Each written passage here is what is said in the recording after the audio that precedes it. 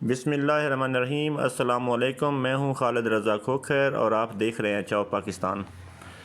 دوستو، یہ ہمارا اٹالین زبان سیکھنے کے حوالے سے لیسن نمبر 3 ہے، تیسرا لیسن ہے، اور یہ بڑا امپورٹنٹ اور بڑا بنیادی لیسن ہے۔ اس کو آپ نے ذہن نشین کرنا ہے، اور اس کو جس طرح میں نے اوپر بلو میں لکھا ہوا ہے کہ یہ چیزیں رٹ لیں کہ اٹالین زبان میں صرف 3 قسم کی وربز ہوتی ہیں۔ تو یہ 3 قسم کی وربز نیچے میں نے لکھی ہیں، نمبر 1 میں، نمبر 2 میں اور نمبر 3 میں۔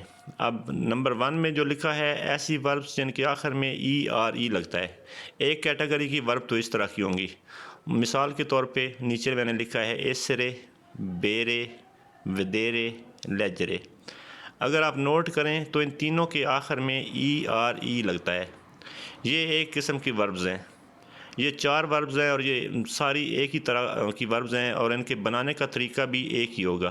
اور اس طرح کی اگر آپ 4000 وربز بھی آپ کو ملیں تو وہ اسی طریقے کے تحت بنیں گی، جس طریقے کے تحت آپ یہ پہلے والی ایسرے بنائیں گے، یا جس طریقے کے تحت آپ بیرے بنائیں گے، یا ودیرے بنائیں گے، یا لیجرے بنائیں گے۔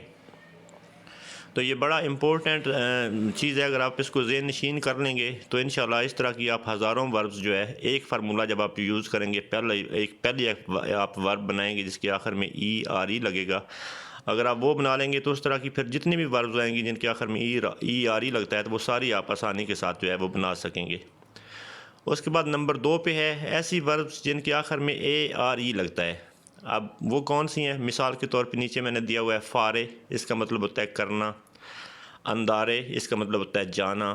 مندارے، اس کا مطلب ہوتا ہے بھیجنا۔ ویاجارے، اس کا مطلب ہوتا ہے سفر کرنا۔ آپ نوٹ کریں، ان نیچے جو چاروں لکھی ہیں، ان چاروں کے اینڈ پہ اے آر ای لگتا ہے۔ آپ دیکھتے جائیں تو سب کے اینڈ پہ اے لگتا ہے۔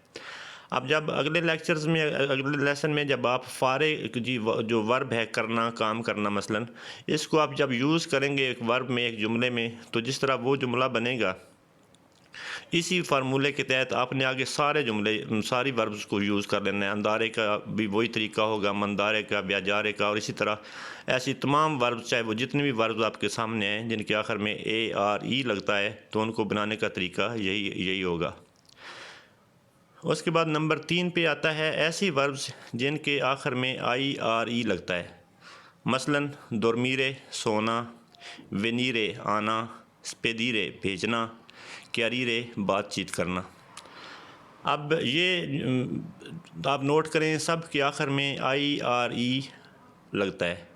اب نمبر 1 پہ جو تھی اس کے آخر میں ای لگ رہا ہے تمام وربز کے آخر میں، اور نمبر 2 پہ جو ہے سب کے آخر میں ای لگ رہا ہے، اور نمبر 3 پہ جو ہے ان سب کے آخر میں ای لگ رہا ہے۔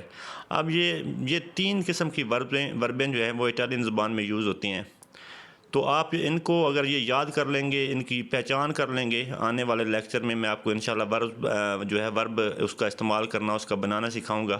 اگر آپ یہ فارمولہ یاد کر لیں گے تو پھر اگلے جو لیکچر ہیں وہ آپ کے لیے بہت زیادہ آسان ہو جائیں گے۔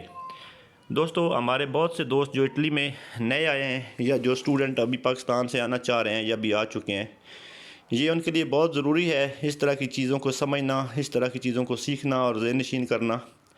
تو میری آپ تمام دوستوں سے گزارش ہے کہ پلیز میرے اس چینل کو لازمی سبسکرائب کریں، اور اس ویڈیو کو جتنا ہو سکے شیئر کریں، تاکہ آپ کی وجہ سے کوئی بھائی، کوئی دوست ہمارا جو ہے جس کو زبان نہ آتی ہو، تو ہو سکتا ہے وہ اس زبان کو جو ہے وہ سیکھنے کے قابل ہو جائے۔ آپ کا بہت بہت شکریہ۔